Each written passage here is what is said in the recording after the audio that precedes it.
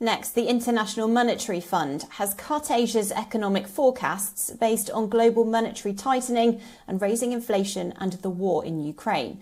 China's sharp slowdown dampened the region's recovery prospects, and while inflation in Asia remains subdued compared with other regions, the IMF says most central banks are expected to continue raising interest rates to ensure inflation expectations do not become de-anchored.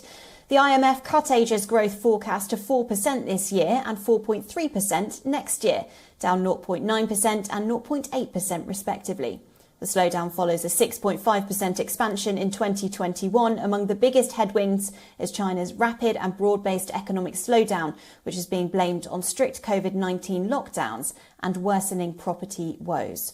Well, for more on this, WION's business editor Sumit Chaturvedi joins us live from the WION studio in New Delhi now.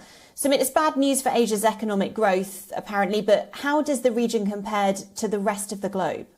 Laura, clearly India and China are in a better position when it comes to inflation as compared to other parts of the world. Today the French figures came and France is seeing inflation at highest levels since 1985. Also remember, winters are approaching and they badly need gas. Europe need gas, and clearly Russia's supply cannot be guaranteed. In that scenario, Asian economies, including India and China, are somewhat better positioned, but the problems are there as well. Now, as IMF said today, India and China, they are going to face problem. Overall, Asian economic growth may not be as good as it was earlier. So there are challenges which are there. Both economies, India and China, they're facing these challenges. Over the last few months since February, when Russia invaded Ukraine, both countries have been buying oil from Russia. They're in a way hedging their bets on crude from buying oil from Russia. They're having this kind of softening of oil prices on their books, but it can't go for long, and that's why their problems cannot be stopped for a long time. But as far as the situation currently stands, they are in better position when it comes to inflation, but going forward there can be multiple problems, and as IMF predicted today, the economies of Asia are going to face these challenges. So can you just go into a bit more detail then in terms of those key elements that appear to be stifling Asia's growth at the moment? One of the big factors is Russia-Ukraine war that is there. Also, monetary tightening that is happening across the world.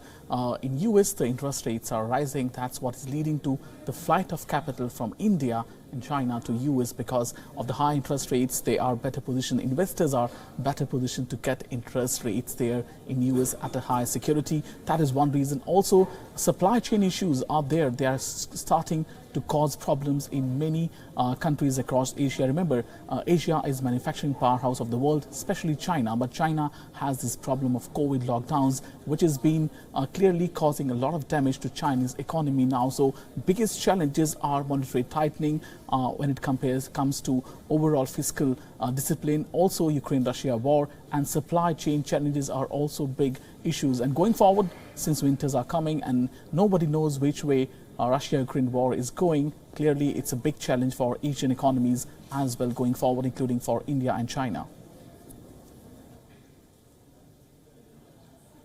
Sumit Chaturvedi, WION's business editor, joining us from the WION studio. Thank you.